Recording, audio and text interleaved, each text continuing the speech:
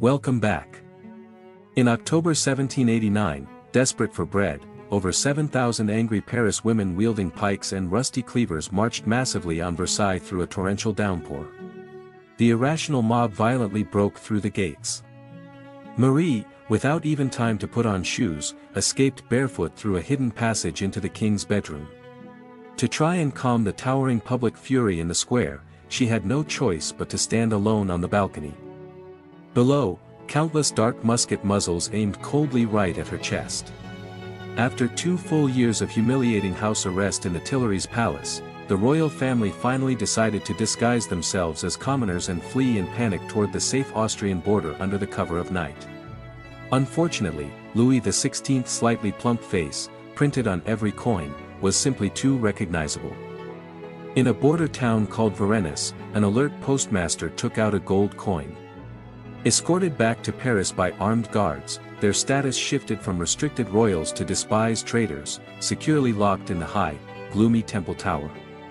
In January 1793, stripped of everything, Louis XVI was officially sent to the guillotine. In his final moments before leaving, he silently left his worn blacksmithing file to his young son. After the tragic loss of her husband, Marie aged rapidly in the damp and harsh prison. At only 37, due to extreme fear and grief, her hair turned completely white overnight. The ruthless revolutionary government forcefully took away even her 8-year-old son.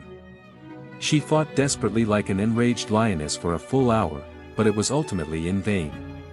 Standing in the endlessly noisy revolutionary tribunal, Marie was forced to face various absurd and fatal charges, emptying the treasury, colluding with foreign enemies for treason.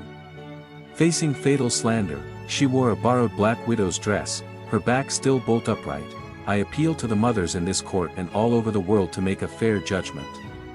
This trial required no solid evidence at all, as the cruel verdict had already been written in advance: death, stripped of all dignity, to be executed immediately in the square.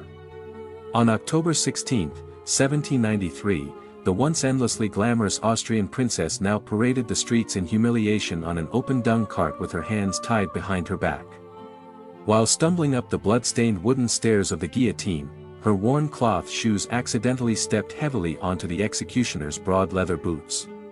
She looked up and instinctively blurted out, "Pardon me, sir, I truly meant not to do it." Driven by a lifetime of deep-rooted upbringing, these were her final words left in this world. Now the Palace of Versailles remains magnificent and packed with tourists, but the rustling sound of rococo skirts that once echoed in the corridors can never be heard again. The cruel wheels of history ruthlessly crushed her fragile neck. Stripped of all truth, it left future generations with only a chewed-over symbol of a decadent queen bearing the blame for a fallen nation. History has no what-ifs, but imagine being in her shoes. If you were born in that crazy era, could you luckily survive this storm of revolution?